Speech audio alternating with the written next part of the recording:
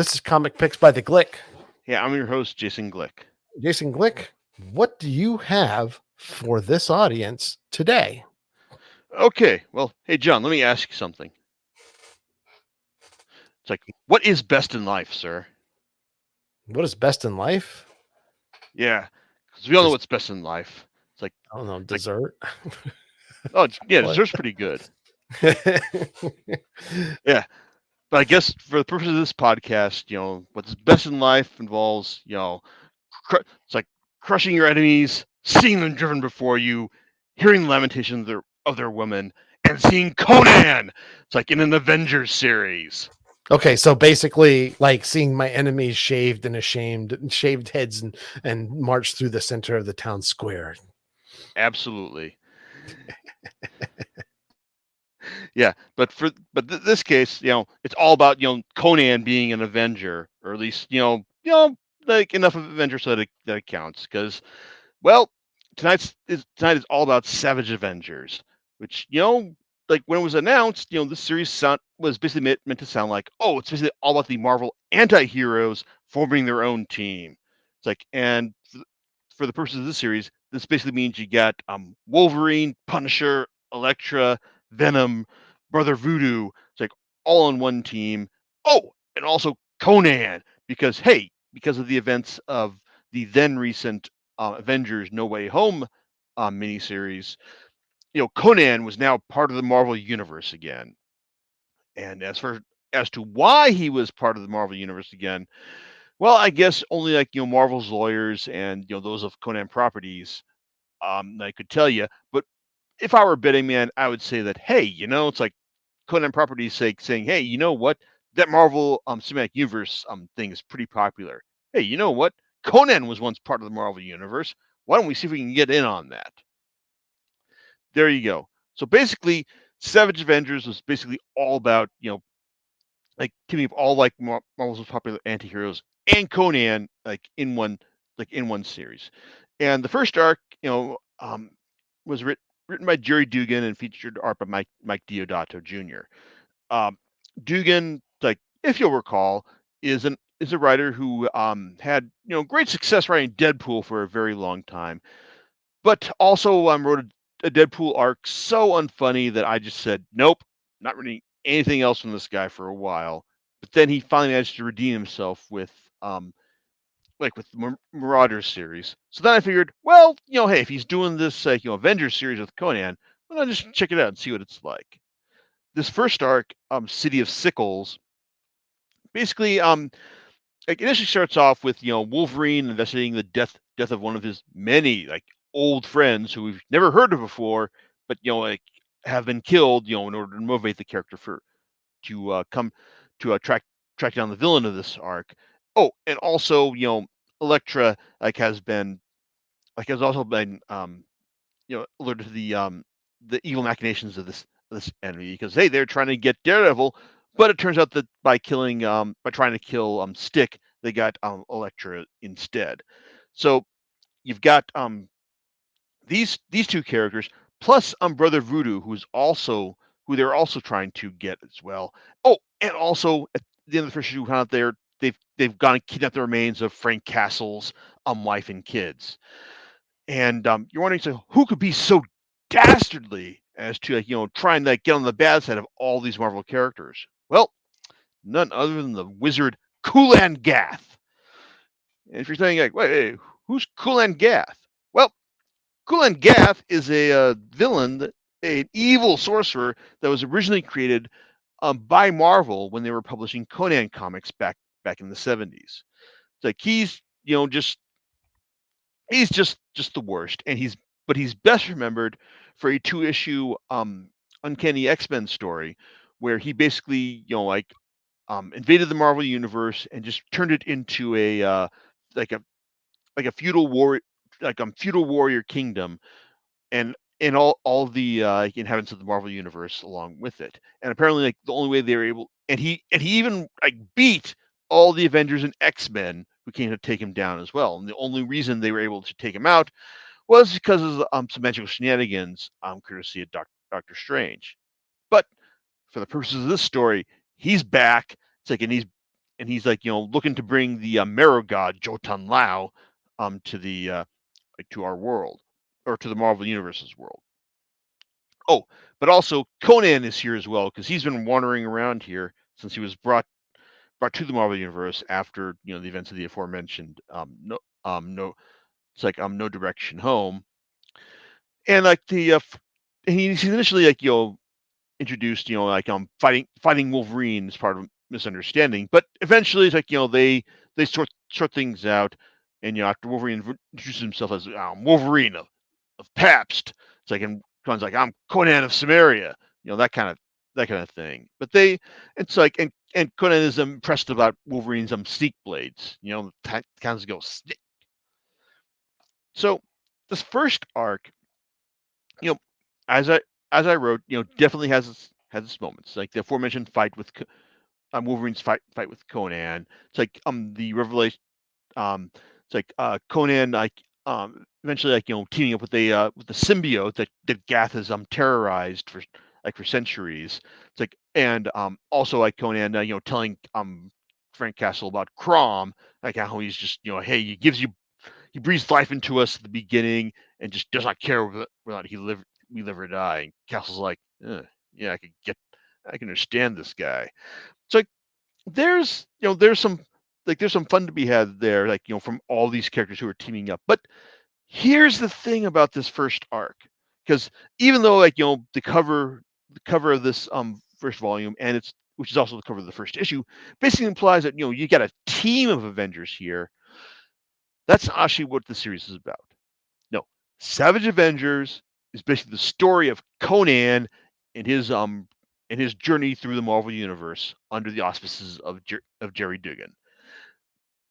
Because after this first arc, basically like it's set up for Conan to accompany Castle as Castle drags the reins of his wife and kids out of the Savage Land and into Antarctica. It's like, and like they it's like, and they do that. It's like and I think the amount of like joint you're gonna get out of Savage Avengers depends on just how engaged you are in seeing like Conan interact with the wider Marvel universe. Oh, also for the fact that how much you are in just like actually paying for this, because as I mentioned before, and I think I made a point of this, Savage Avengers is not available to read on Marvel Unlimited. And I think that that's probably due to the fact that Conan is for the moment owned by a separate separate licensing entity. So apparently, like they can't actually like they can't actually, or just don't want to um it's like like let everyone read Savage Avengers on Marvel Unlimited. So here's the thing: if you want to read Savage Avengers, you're either going to have to pay a premium to read the 5 trade paperback collections that collect this series, or buy the forthcoming omnibus that I believe is going to like will run you about like $125 for these 28 issues, or try 20 issues plus one annual, or do what I do and buy all the digital volumes through Comixology, because I managed to get the remaining 4 volumes at a deal and only paid like $16 for the rest of them. But this is, I mean, it's basically Savage Avengers is basically like like the story like Conan interacting with like the wider Marvel universe. So I mean, I already mentioned about the other Avengers he's fought alongside, including Frank Castle.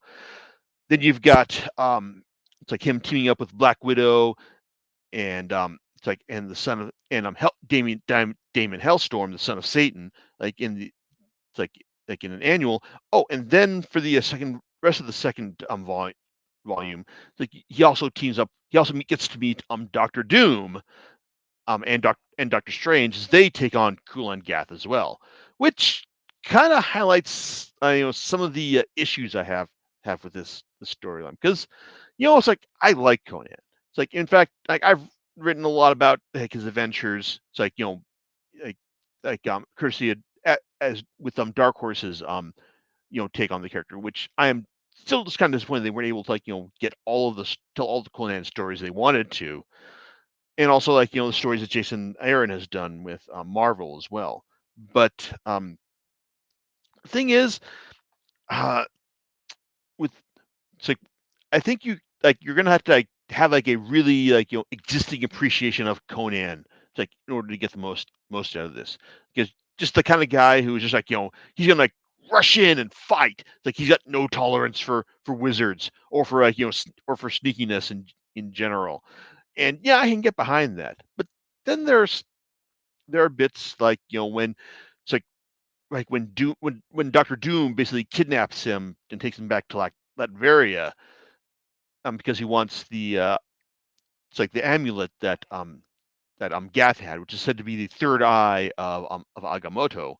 And like when he's sitting down for dinner with Conan, it's like, and Conan's just like saying, "Oh, why don't you take off your mask?" It's like I was Doom was like I was wounded. Oh, and Conan's like, "Oh, so I see you were vain."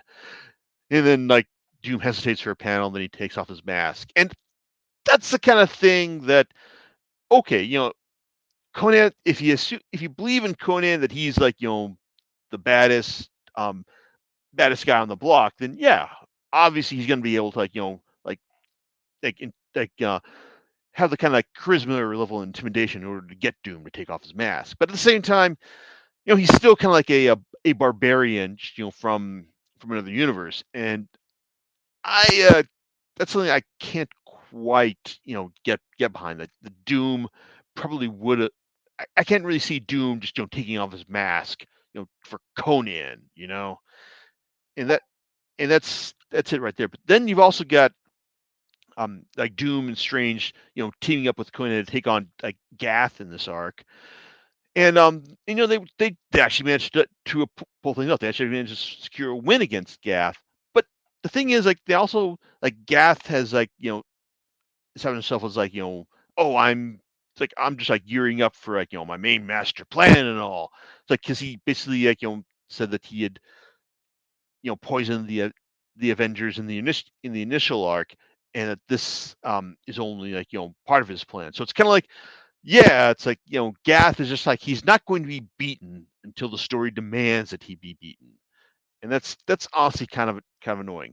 More interesting is the explanation that Dugan gives for how Gath got so powerful, and basically the idea that he's that blood contains the essence of sorcery, and by consuming this, Gath gets more powerful. Specifically, Gath is like essentially like a cannibal sorcerer, someone who gets his power by consuming his victims and learning their so he can learn and assuming their power, and that's basically how he's slowly gaining more power from other sorcerers, but also specifically the tentacle monster known as Shumagorath.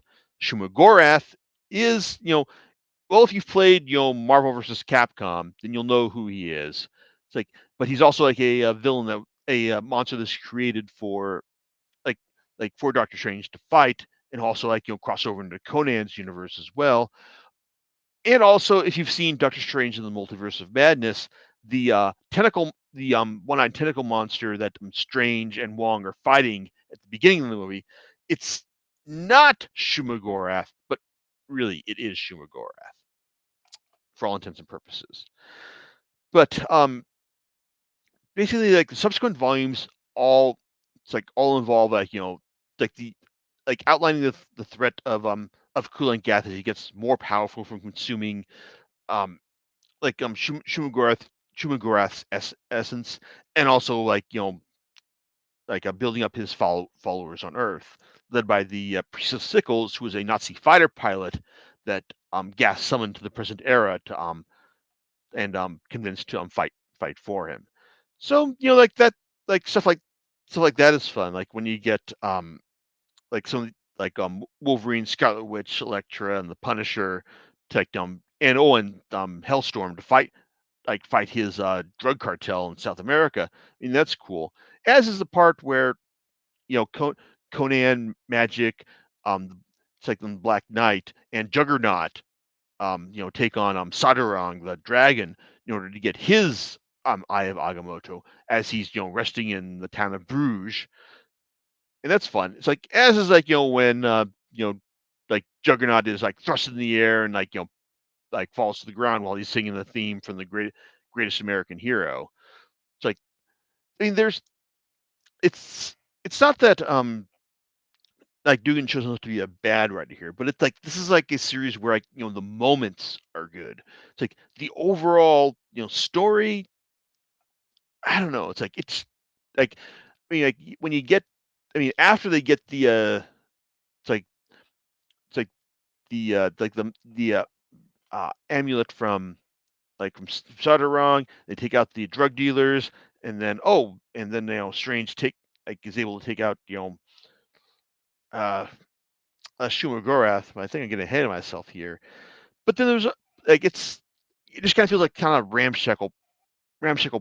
plotting over the course of the series. It's like it doesn't feel like there's like a real plan here. It's just kind of like hey, it's like it's Conan. Like he's gonna go and have and like just run through the series and all. Specifically with Volume 4, which is titled King in Black, and yeah, it's a tie-in to the like the big like Marvel crossover where Null comes to finally take Earth and get and and take over the Venom symbiote as well. But in this case, this is actually kind of fun because like Conan gets thrown in jail and winds up right next to Deadpool. So and hey, it's like it's like while and I'll admit, it's like seeing Dugan write Deadpool like here, it's actually not bad. Like, it's not the suddenly unfunny version that I read when he took over the series himself and ditched Brian Posehn for whatever reason. But it's like it's him. But like when Conan's like plan to like get out of prison, get out of jail, basically involves like finding out that oh wait, Deadpool has a healing factor. I can just shove him through the jail bars. And Deadpool's like, wait, oh God, no, this hurts. That's pretty cool. But like I said, this is a series about moments, and it's followed by another great one where it's like where Conan, Deadpool, and fellow Rikers Island escapee, the Night Flyer, basically get the idea that hey, it's like we can go and like rob the Hellfire Club because nobody's there. It's like, and hey, that's actually kind of that's not bad. But it turns out that there are mutants there, and like they're planning to go sideways, and they're subsequently press ganged into helping like Bishop, Iceman, and Callisto rescue Cyclops and Storm from Null's influence. It's like it's not bad. I mean, I like seeing Deadpool get electrocuted by because he's holding lightning rods, read swords, and Conan just tell I said you are a son of Ymir. It's like you are a frost giant yourself. You should be able to do whatever you want. I mean, it's the whole like, oh, Iceman, you're not using yourself to your full potential. Like we've seen this before, but it's not. But it's still kind of entertaining here. It's like it's funny, seeing like listening to Conan talk about this. But also it's cool seeing the like the symbiote that Conan interacted with, in the initial arc, City of Sickles. He Dugan is able to follow up on this here by having the by having Conan be absorbed by other symbiotes and thus allow him to speak to the codex of his symbiote. So it's like, yeah, you got Conan with the symbiote. It's like, yeah, what is more Marvel Universe than that? So, I mean, it's cool. It's like it's fun, but it's all about, like I said, it's all about moments. And it's like, oh, and then the back half of this volume is kind of all about Conan meeting up with Ghost Rider, who's been like tricked by Nightmare into like believing that he's you know like like enslaving some people through their dreams, and also like having Conan like believe that he's back in Aquilonia at a certain point, which is good for nothing else than allowing Ghost Rider to it's like to show up riding a giant spider as his it's his vehicle of choice. So yeah, that's nice. And then you get to the final volume, which it's like I think it's got again good moments, but it has a great title. The Defilement of All Things by the Cannibal Sorcerer Kulan Gath. Which I'm gonna be honest, if anything else has a better title than that, this year, it's like I will eat my shoe. It's like it's I mean because basically like that title refers to like the main arc from this series, which essentially involves all the Avengers, teaming up. It's like teaming up with Conan and Doctor Strange to fight Kulan Gath and losing big time because Gath has been consuming the essence of Shuma Gorath, and now he has the power of an elder god at his disposal, and he's able to just murder the hell out of everyone. Except for except for Conan and Doom and Strange, because he said he was going to save them for last. The twist here being that there's one other person here who after all the Marvel universe has been murdered, still has like the ability to like go to the right time to attack Gath. That would be Kang, because Kang, being believing himself to be the master of time, it's like is it like comes to get Conan when he scratches on the tut of his scratches on the sarcophagus of his previous incarnation, Ramatut, like to get his attention, and they realize that now we've got to it's like go back in time to defeat him, and it's like I mean they do it's like and they defeat Gath because I'm telling you this, and it's not a spoiler because you knew they're going to have to defeat Gath, because if they didn't, then there would be no other no Marvel universe to come back to. There would be no Marvel universe to tell stories in. It would be the end of the Marvel universe, and we're not having any of that. Um, that being said, the it's like after everyone like is celebrating at Doom's place, they realize that like Doom and Kang realize that like Gath is just he's been defeated before. It's like he'll come back again. What we need to go do is go back and kill him in the crib. And Strange's like, oh, you're gonna go. It's the kill Hitler paradox. So it's like, I know what you're gonna do. It's like I can't even count it on sex. You're gonna go and kill an innocent. And Conan's like, fine, I'll do it. And so he goes back in time to take out Kulan Gath, and I did like this series enough that I think that the solution he finds is worthy, and I hope it sticks. I don't think it will, because if a writer like years from now wants to use Kulan Gath as a villain, they'll find a way. But I really like the solution that Dugan came up with here, and even like the reason he finds for keeping Conan in the like in the Marvel universe to go on to like the next Savage Avengers series, which is being written by David Pose, who is someone that I am not familiar with, but at the same time, it's like, okay, so you want to keep going with Conan as an Avenger? Sure, fine, we'll see how that goes. And especially when like Conan is apparently like set to enter the public domain very soon, which means that Marvel will be able to either continue this series without any problem, or may have to negotiate with someone else other than Conan properties. So there you go. But as far as like the this this iteration of Savage Avengers, I mean, I enjoyed what like I'm reading about Conan's adventures in the Marvel universe, and it had some not great art, generally pretty good art to support it. I mean, I this is like the first arc represented Mike Diodato Jr.'s last work with Marvel, like after working with them for well over a decade, and it wasn't bad, but but he's done better for the company, and the majority of the art for the series was done by like Patrick Patch Zurcher. He does like a generally pretty solid job, like communicating like an appreciation of gritty detail, but not like it's like conveying like maybe like an epic scale to the proceedings. It's good. It's good work, but I think that he's done better because he's also I cat like on his like in his Thor comics with Matt Fraction. But I think he also had like what a lot more time to work like to work on those. Like this, like he was working on these like on an almost monthly pace for like the stuff he was contributing here. But the other artists who who contributed to this series, like Jacinto, Ron Garney, um, Butch Jackson Geese, and also Kev Walker, who did the Deadpool Deadpool guest starring arc for King in Black, all do solid work. It's a good looking series.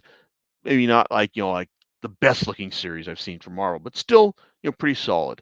And that's that kind of some my thoughts on the series as well. It's good, but not something that I think is like like like a classic. It's like a classic story. It's like it kind of like I said, it kind of hinges on on how much you're invested in like Conan and his inherent badassness. I gotta admit, it's like I'm pretty invested in in the character, like in the character, and I was pretty entertained by this. Was I wowed and like amazed by it? Is it something that like I would say, hey, you got to pick this up regardless of whether or not how you feel about you know like uh like a B-list Avengers team or Conan in general? No, no, I wouldn't. If you're looking for a good Conan comic, I would still recommend like picking up Kurt Busiek's work for Dark Horse, which is now being reprinted by Marvel.